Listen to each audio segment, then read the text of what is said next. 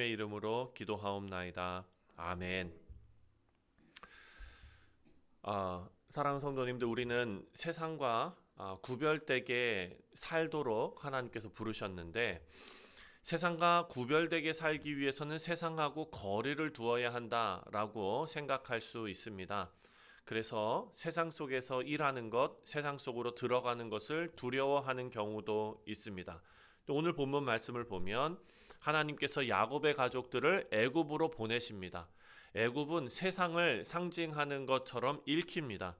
동시에 그들은 애굽 문화 속에 완전히 동화되거나 녹아들게 하나님께서 만들지 않으십니다. 놀라운 것은 하나님께서 야곱의 가족들 70명 되는 그 가족들이 애굽 속에서 구별된 공동체로 살아가면서 애굽 전체가 살아나는 것을 우리가 볼 수가 있습니다. 다시 말해서 하나님께서는 자기 백성을 세상에 두시지만 세상에 흡수되게 하지는 않으신다라는 사실입니다. 오늘 본문 말씀은 우리가 사실 그 매일 성경 본문 말씀을 보면 오늘 본문 말씀이 좀 다르죠. 왜냐하면 어제 말씀하고 좀 이렇게 같이 섞었습니다. 왜냐하면 우리가 그 이야기를 전체적으로 같이 생각하고 넘어가야 되기 때문입니다. 그래서 어제 본문이었던 46장 34절을 제가 읽겠습니다. 46장 마지막 말씀이지요. 34절에 당신들은 이르기를 주의 종들은 어렸을 때부터 지금까지 목축하는 자들이온데 우리와 우리 선조가 다 그러하니이다 하소서. 애굽 사람은 다 목축을 가증히 여기나니 당신들이 고센 땅에 살게 되리이다. 자, 지금 무슨 의미냐면 요셉이 자기들의 가족을 데리고 오면서 바로 앞에 서야 되지 않겠습니까? 근데 바로 앞에 섰을 때 이렇게 자신을 소개하라라고 이야기합니다. 미리 코치를 해주는 것입니다. 그리고 무슨 얘기를 하냐면 우리 선조가 다 그러하다. 어떻게 하다는 거 우리가 다 목축을 하던 사람이다. 이렇게 말하라는 것입니다. 목축을 하던 사람이다. 애굽 사람들은 다 목축을 가증히 여기기 때문에 당신들이 고센 땅에 살게 될 것이다 라고 이야기해 줍니다. 그러니까 의도적으로 애굽 사람들의 섞여 사는 것이 아니라 다른 땅에서 구별된 땅에서 살아갈 수 있도록 요셉이 지혜를 낸 것이지요. 사랑하는 성도님들, 그때 당시 애굽은 정착한 농경 사회였습니다. 다시 말해서 이 이집트 문명은 강이 범람하면서 넓은 토지가 그 농지가 마련되어져 있고 그 농지를 통해서 예측 가능한 수확을 얻는 것이 문명의 그 시작점이었죠. 그러니까 가장 중요한 것은 예측 가능한 것입니다. 봄에 씨를 뿌리고 가을에 곡식을 수확하는 것이죠. 사랑하는 성도님들, 이런 것을 통해서 이들은 과학적으로 자신들의 삶을 개척해 나간 것입니다. 그래서 그냥 눈에 보이는 대로 뭐 풀이 있으면은 가서 뜯어 먹고 목축을 이렇게 하고 하는 것을 사람들은 거의 거칠고 정돈도 잘 안 되고 뭐 과학도 모르고 이렇게 취급했던 그런 사회였습니다. 그런데 요셉은 형제들에게 자기 자신을 포장하지 말라는 거예요. 애굽 사람의 일원처럼 포장하지 말라는 거예요. 애굽 사람들처럼 보이게 말하지 말라는 것입니다. 있는 그대로 말하라는 것입니다. 그래서 결국 야곱의 가족은 고센 땅이라는 그 지역으로 분리시킵니다. 겉으로 보면은 그냥 차별해서 그 사람들을 저쪽에 그냥 우리랑 섞이지 않게 그렇게 한 것처럼 보이지만 사실은 하나님께서 특별히 구별하여 보호하신 것입니다. 만약에 이 사람들이 70명밖에 안 되는데 그 애굽의 엄청난 문화 한가운데 속으로 들어가서 그들과 함께 사회 깊숙이 다 섞여 버렸다면 이 언약의 공동체는요 훨씬 빨리 애굽화 됐을 것입니다. 그래서 하나님께서 이 고센이라는 곳을 통해서 자기 백성을 하나님께서 지키고 계셨습니다. 여러분, 이 말씀을 묵상하면서 우리 그리스도인들, 성도, 교회를 생각해야 합니다. 하나님께서 하나님의 백성들을 지키신 것처럼 교회도 마찬가지로 교회는 세상 밖으로 도망가는 공동체가 아닙니다. 세상과 구별이 사라진 공동체도 아닙니다. 예수님께서 어떻게 기도하셨습니까? 요한복음 17장 예수님의 기도.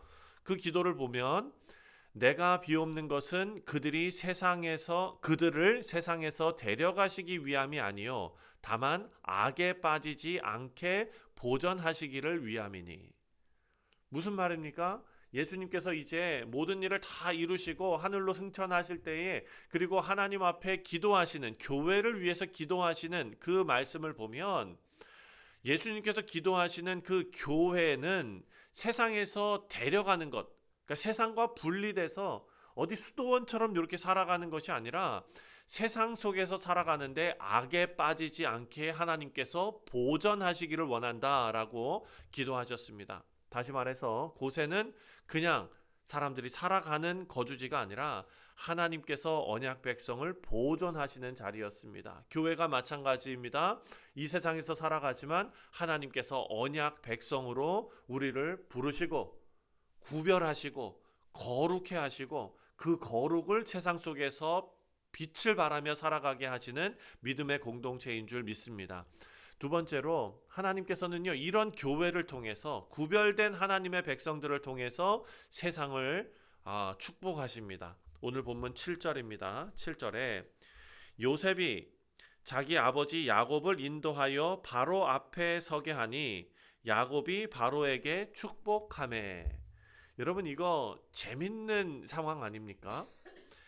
지금 야곱이 아까 우리가 읽었을 때 야곱이 바로 앞에 서가지고 자기 나이가 몇 살이라 그랬습니까? 130살이라 그랬잖아요. 130살이고 우리가 잘 아는 대로 나이가 많고 이제 몸이 쇠약합니다. 그리고 또 하나님과 겨루어 싸우다가 환도뼈도 다쳤잖아요. 불구가 된 상황입니다.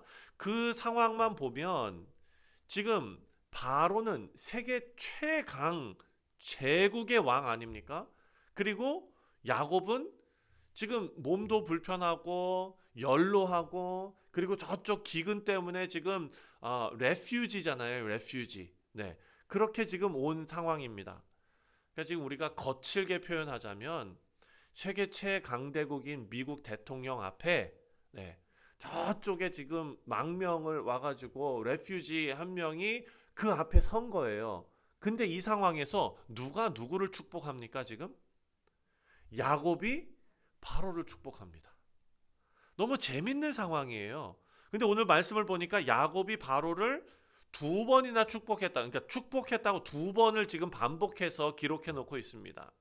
사랑하는 성도님들, 이것은 그냥 문안 인사를 드렸다가 아닙니다. 창세기 전체 흐름 속에서 이 축복은 정말 중요한 단어입니다. 진짜 복의 근원이 곡식이 있는 사람을 살릴 수 있는 애굽의 그 제국이 아니라 이집트 제국이 아니라 하나님의 약속이라는 뜻입니다. 야곱 그러면 하나님의 약속, 상징적인 그런 인물 아닙니까? 바로 지금 애굽의 왕은 바로는 강력한 왕입니다. 하지만 복은 야곱을 통해 바로에게 흘러가고 있습니다. 이 장면은요 창세기 12장의 약속, 하나님께서 아브라함에게 하신 약속이죠. 너를 축복하는 자에게 내가 복을 주겠다. 하나님 약속하셨습니다. 실제로 이후 본문을 보면은요 애굽은 계속해서 기근을 더 심하게 당하는데 무너지지 않습니다. 하나님의 약속, 하나님의 복이 지금 하나님의 백성을 통하여 애굽에게 흘러갔다라는 것을 볼 수 있습니다. 우리 사랑하는 성도님들, 하나님께서 하나님의 언약 백성을 통해서 세상을 살리고 계십니다. 교회는 어찌 보면 세상 속에서 작은 존재처럼 보일지 모릅니다. 숫자도 적고 안 믿는 사람들이 더 많고 힘도 없는 것 같습니다. 세상의 어떤 권력의 중심에서 멀어진 것처럼 보이기도 합니다. 그런데 사랑하는 성도님들 꼭 믿으셔야 됩니다. 하나님은 여전히 하나님의 백성을 통해 세상을 축복하십니다. 우리가 그 역할을 하고 있습니다. 지금 소돔과 고모라, 사랑하는 성도님들, 그 정말 멸망받아 마땅한 그 땅, 거기가 멸망당한 이유는요 의인 10명이 없었기 때문이다 라는 것입니다. 그러니까 우리는 일당백이라는 말이 있잖아요. 우리가 속해 있는 그 회사 혹은 가정, 교회, 지역사회, 우리가 바로 그 역할을 하고 있습니다. 하나님의 언약과 하나님의 백성이 역사의 중심에 있고, 그리고 우리가 그런 영적 제사장의 역할을 감당하고 있습니다. 마지막으로 25절 말씀입니다. 그 애굽의 백성들이 이렇게 말합니다. 25절, 그들이 이르되 주께서 우리를 살리셨사오니 우리가 주께 은혜를 입고 바로의 종이 되겠나이다. 자, 어떤 상황입니까? 지금 요셉이 아주 정치를 잘하고 있어요. 준비를 잘하고 있어요. 이 기근을 잘 지금 헤쳐나가고 있습니다. 그런데 기근이 계속해서 심해집니다. 사람들은요, 처음에 돈을 내고 곡식을 사갔습니다. 두 번째는 이제 돈이 다 떨어지니까 자기들이 키우고 있는 가축을 내고 또 곡식을 사갔습니다. 이제 마지막에는 내어줄 가축도 없는 거예요. 그러니까 이제는 자기 땅과 그리고 자기가 종이 되는 데까지 간 거예요. 이 장면을 보면 지금 요셉이 지나치게 기근을 이용해 가지고 사람들을 착취하는 것처럼 보입니다. 그런데 그게 아니라는 것입니다. 지금 요셉에게 이 모든 사람들이 원망하면서 이 기근 때문에 우리가 다 종이 돼야 되겠습니까? 이렇게 말하지 않아요. 지금 여기서 감사하면서 이야기합니다.